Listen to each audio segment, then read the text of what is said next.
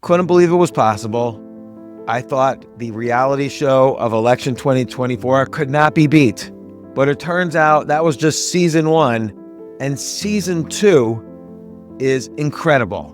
Like right now, Trump, this is just, I don't know whether this is insane or the smartest thing possible. So we're going to figure this out right now. This isn't your average business podcast, and he's not your average host.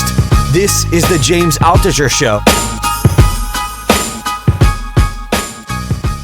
Trump just announced that he wants to buy Greenland, and so many things to unpack there. The deeper I go, the more of a rabbit hole it became, and the deeper I went. But first off, if you remember, Trump tweeted back in 2019 that he wanted to buy Greenland, and the Prime Minister of Denmark said, hey, Greenland is not for sale. And I'm watching these tweets. I just couldn't believe it. And by the way, this led to me starting a crowdfunding campaign for myself to buy Greenland. More on that in a second. But now it's happened again. Just a few days ago, Trump announced that not only that he wants to buy Greenland, but it is an absolute and strategic necessity for the U.S. to own Greenland. So first off, when this first happened in 2019, I couldn't really understand what's happening. Like, did the president of the United States just offer to buy another country on Twitter? And what does the Prime Minister of Denmark have to do with this? Why did he even respond? He said it's not for sale. This tiny country in Europe, Denmark, announced Greenland's not for sale. So did I watch an entire negotiation for a country take place? And what does Denmark have to do with this? So first I started digging into that.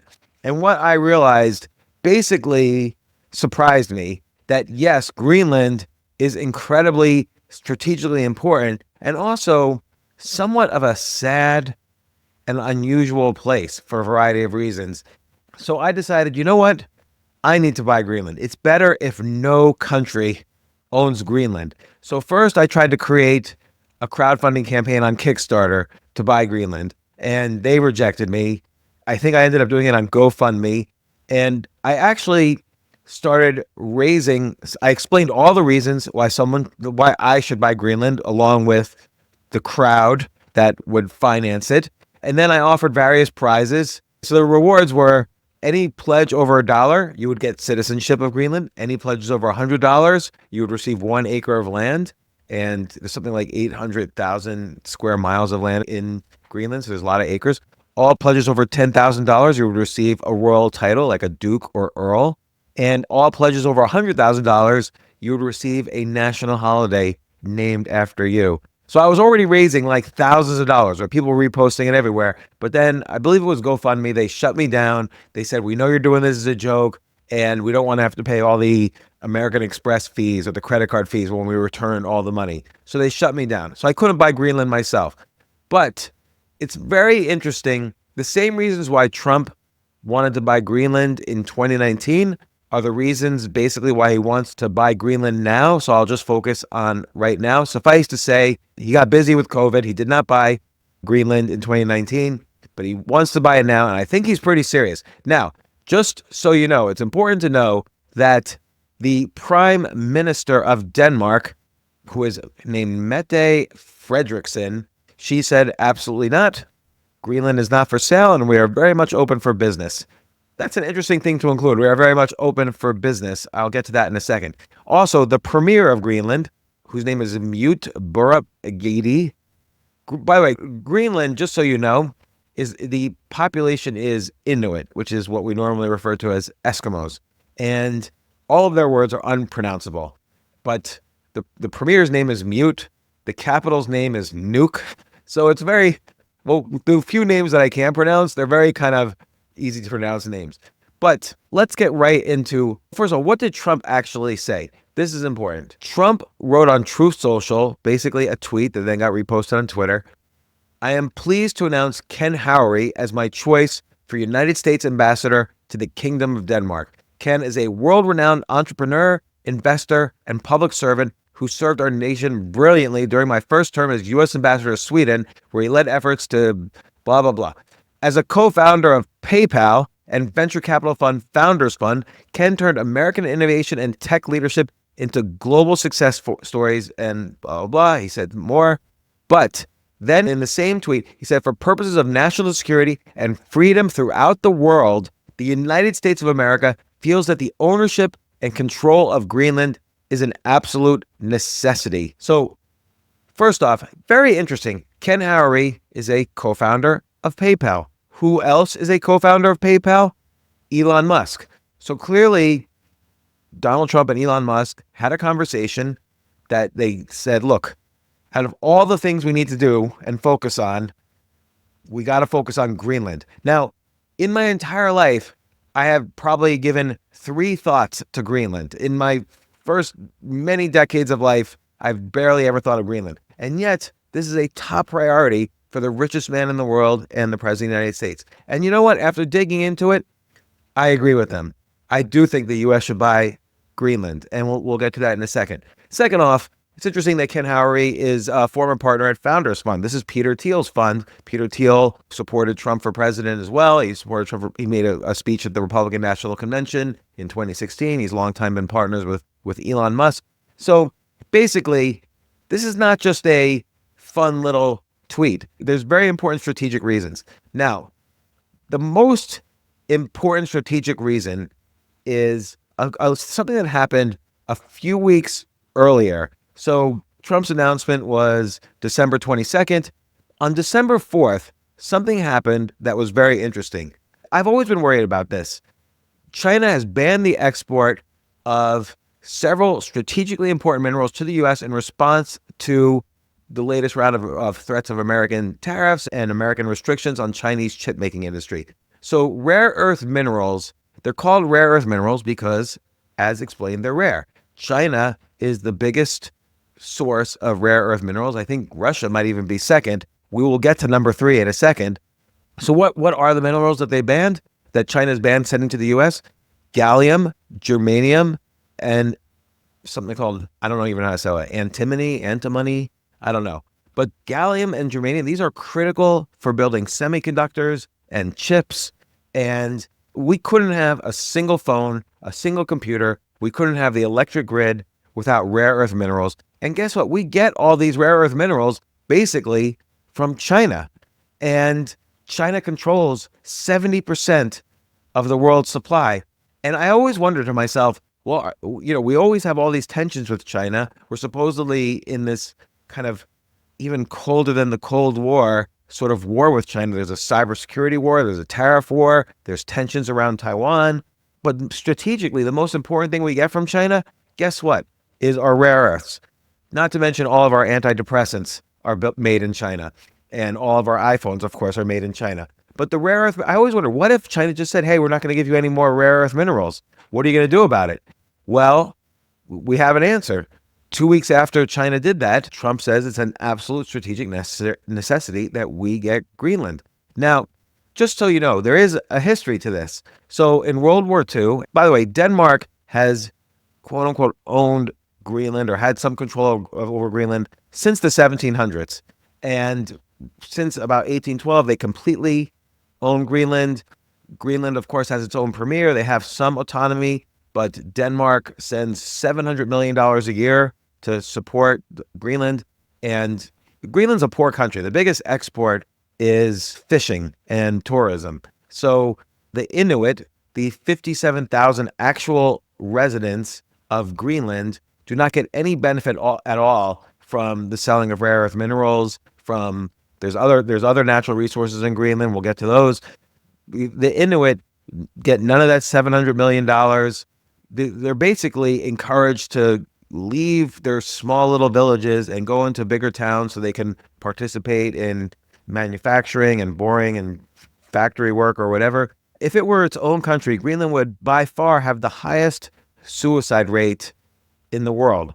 And it's something like 83 suicides out of every 100,000 people per year, which is really horrible. Like, I don't know what the U.S. is, but Greenland is by far number 1. And there's a high rate of alcoholism in Greenland. There's a lot of depression in Greenland because it's cold and most of the time it's dark because, it's so north.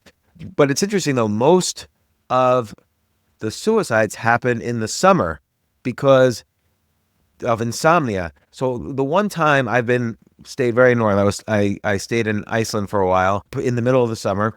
You can't sleep because it's sunny all the time. It's 3, 4 in the morning. The sun is out and it's really hard to sleep. Your body thinks, your circadian rhythms think that it's the middle of the day. So it's really hard to sleep. And so apparently in Greenland in the summer, where it's similar, you can't sleep. So many people have insomnia that this increases. That's when the most suicides take place. So I think it's also a real shame that, here is a country with so many natural resources, and Denmark pays them $700 million a year, and just there's only 57,000 people in this country. They don't really get any benefit from that. So I think somebody should remove Denmark's control over it just for this reason alone. Let's help these people out who have such a high suicide rate. But more importantly, what does this have to do with China and rare earths? Well, the country with the third greatest amount of rare earths is Greenland. And if you go to the UN or the International Trade Organization or whatever, they say, no, Greenland only accounts for 5% of the world's rare earth minerals production. The problem is that they actually have, under the ground, 1/3 of the world's rare earths. So just Denmark does not have the financial or technological capability to mine for rare earth minerals in Greenland. Now, you know who does, of course? The US does, and China does. China knows how to do this very well. So Greenland has already said, despite the US and the EU pleading with them not to do this, that it will not restrict Chinese mining of rare earth minerals. There's a company, it's called Greenland Minerals. This is the company that's the biggest company in Greenland mining the rare earths. Now, it's called Greenland Minerals, but guess who the largest shareholder is? It's a company called Shanghai Resources. Shanghai Resources is based in Beijing. So is this a coincidence? Well, guess what? Guess who the largest shareholder of Shanghai Resources is? Shanghai Resources is public on the Beijing stock market, which means that the Chinese public owns a good chunk of the company. But the biggest shareholder of Shanghai Resources is, of course, the Chinese government owns over 27%, and then other big companies in China bring it up to over 50%. So China basically is mining, and Denmark has sold the mineral rights and the mining rights to this Shanghai Resource, to basically China, instead of selling these rights to the US. And so China is getting a clamp on all the rare earth minerals out there. And this is not political. It doesn't matter how you feel about Trump or China or whatever. I don't think one country should control the most important and valuable minerals on the planet, particularly minerals that could shut down the electric grid for the entire world. And again, all semiconductors are made with rare earth minerals and so on. Second off, Greenland is the 6th largest producer of, guess what? Uranium. Of course, who wants uranium? Everybody in the world wants uranium. Anyone who wants to make a nuclear weapon wants uranium. And there's one city or area in Greenland that has all this uranium. It's called Kvanefjeld. I don't know how to say it. Kvnefjeld. If someone could tell me how to say it, I'd be very grateful. And so guess who has the rights to mine all the uranium in Kvanefjeld? Oh, it's a small little company called Shanghai Resources. Once again, our favorite little Chinese mining company. Again, this is not about, don't let China have it so the U.S. control it. Let's just not have one country that really doesn't like the U.S. controlling all the rare earth minerals and all of the uranium. These are the 2 most valuable resources on the planet. Second, or another thing is oil and gas. For 80 years, the U.S. has been dependent on essentially the corruption of Saudi Arabia and OPEC for our oil and gas needs. But now, whether it's, climate change or global warming, the reality is that glaciers in Greenland have been melting. And so guess what? It's easier to drill for oil in Greenland now. And it's estimated 13% of the world's oil could be in Greenland territory and 30% of the world's natural gas. So countries like China, Russia, the US, of course, are going to be competing for this territory. So again, Greenland is critical for rare earth minerals, uranium, oil, and gas. Now, let's take a step back.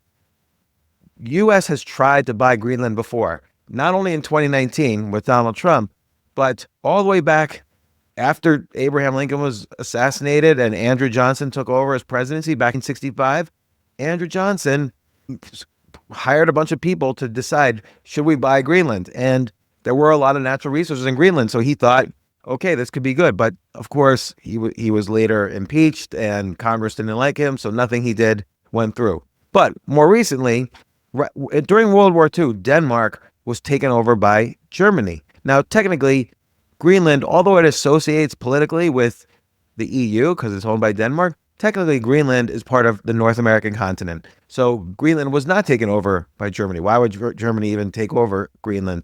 The U.S. took care of Greenland during the 5 years of World War II, or after Denmark was taken over. And then right after World War II, Harry Truman in 1946 offered $100 million to buy Greenland, but Denmark said, no thanks. Now, there is a history, of course, of the U.S. buying countries. So one example is the purchase of Alaska, which we bought from the United States in 1867 when Andrew Johnson was president. Andrew Johnson was like our biggest imperialist, but he didn't want to just attack countries. He was willing to pay. So he purchased Alaska for $7.2 million, and the purchase added about 1.5 million square kilometers of land to the U.S. And in 1959, of course, that land became a state, the modern state of Alaska. Or before that, in 1803, the U.S. bought more than 2 million square kilometers of land. Of course, this is when Thomas Jefferson did the Louisiana Purchase. The U.S. paid $15 million to France for Louisiana and all that area. So the U.S. has a history of doing this. But we haven't really made a major land purchase like that in a long time. Well, okay, in 1917, the U.S. bought the Danish West Indies, a group of islands in the Caribbean, and that's what's now called the U.S. Virgin Islands. So now, of course, we now see the Prime Minister of Greenland said, this is absurd, we're not going to do it. The premier of Greenland, again, Mute Borup Eged, he said, he made a statement also. He made a statement on Facebook, which is fascinating. By the way, his statement on Facebook only has 499 likes and 125 comments. So he doesn't really have a popular Facebook page. But this is where he made his main announcement on Facebook. He said, Greenland is ours. We're not for sale. We'll never be for sale. We must not use our years-long struggle for freedom. However, we must continue to be open to cooperation and trade with the whole world, especially with our neighbors. Since all cooperation and trade cannot go through Denmark, all cooperation with us must be based on our values because we must not rave about our country at all times. I don't know what that means. That could be just a mistranslation. There's also a military reason. Greenland is strategically in between Europe, Russia. If Greenland was the 51st state, it would be our closest state to Europe and Russia. Well, Alaska, I guess, is closer to Russia. And we have a major Air Force base with bombers that could deliver nuclear missiles. We already have that on Greenland. So it's interesting to see the premier of Greenland's Facebook page. There's various comments. One guy says, the U.S. is already keeping you safe. Isn't that correct? And then someone says, why would they want to give up their freedom? People, what does freedom mean? Like, when people say, oh, why would they want to give up their freedom? It's not like the U.S. would say, oh, you're the 51st state. Now you're not free anymore. Now you're all the slaves of the U.S. Like, why would the U.S. do that? This is already a country with the highest depression rate, the highest suicide rate. They're completely impoverished despite their wealth and natural resources. Denmark's not taking care of them. And of course, Denmark's got $120 billion in national debt. Everything's got a price. All the U.S. has to do is say, here, look, here's $120 billion, which is like pocket change compared to, the money we send around the world for different wars. So here, we'll just pay off your entire national debt. It's like paying off someone's student loan debt. We'll pay off your entire national debt and we'll take Greenland. So I have a feeling there'll be some negotiations happening. It's also interesting to see how Russia has responded. The Russia response is fascinating. So one top-level official in Russia, Mikheyev, I don't know who that is, said, Trump simply says it straight. We are everything and you are nothing. And he says this is especially interesting because it drives a wedge between him and Europe. It undermines the world architecture and opens up certain opportunities for our foreign policy. If Trump really wants to stop the Third World War, the way out is simple, dividing up the world into spheres of influence. So that's very interesting because what he's saying is when Trump says he's trying to buy Greenland, he's basically acting like Russia. And he's basically saying that the U.S. could own a good part of the world. And Russia, this sort of justifies Russia's own imperialism by saying Russia also has the right to own a big chunk of the world. Forgetting the fact that, this Ukraine-Russia war, however you feel about it, there's probably 1 million people dead. It's a horrible war, just tragic on both sides, Russia and Ukraine. And this guy says this opens up opportunities for our foreign policy. No, it doesn't. He's trying to work out a commercial deal. He's trying to pay money to Denmark for Greenland. He's not trying to invade Greenland. No one's invading Greenland. But Elena Penina, who's a prominent member of Putin's United Russia Party and also a member of the Russian State Duma, which is kind of like Congress, she posted her own theory on social media. She says, for Russia, the implementation of Trump's plans for Greenland will have military consequences. The island will become the largest U.S. military base. It already houses the U.S. Thule base, which addresses missile defense gaps, but now Greenland could again become a key base for U.S. strategic bombers. It could also be logical to deploy land-based medium-range missiles on the island, a reincarnation of the U.S. Armed Forces Iceworm project from the 1960s, but with a different technical solution. The project involves placing 600 Minutemen missiles shortened to 2 stages and tunnels in the Greenland ice cap. So she got very technical on the military side. But, okay, everybody's just posturing.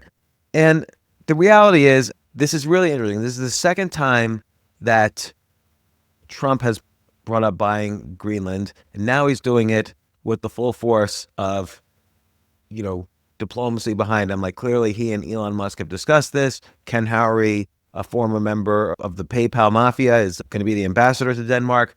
So, and it's in conjunction with China banning the export of gallium and germanium and some other minerals, which again is going to affect our ability to make basic chips. So this is potentially responding to a disaster from China. So that's basically it. I hope you're a little bit more educated on what at first almost sounds ridiculous, but in fact is actually very strategically important for not only the U.S., but any country, and could change the world economic landscape, particularly if the U.S. has more control over rare earth minerals for the first time ever.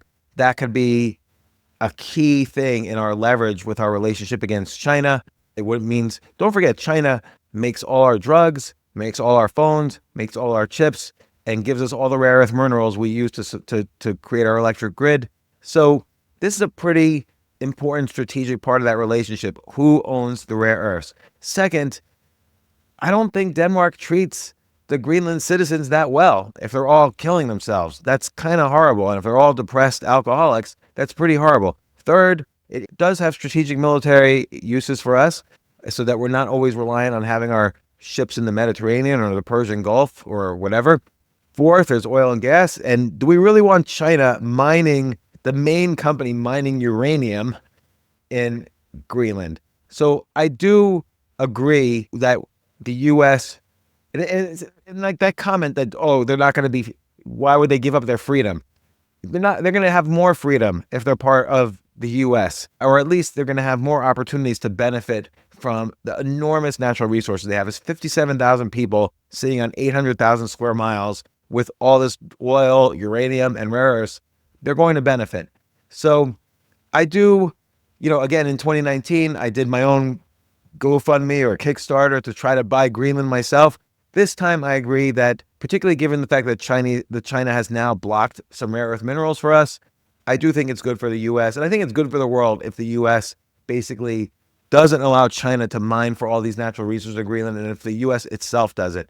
So if you have any comments or questions or replies or whatever, reach out to me on Twitter at @Altucher.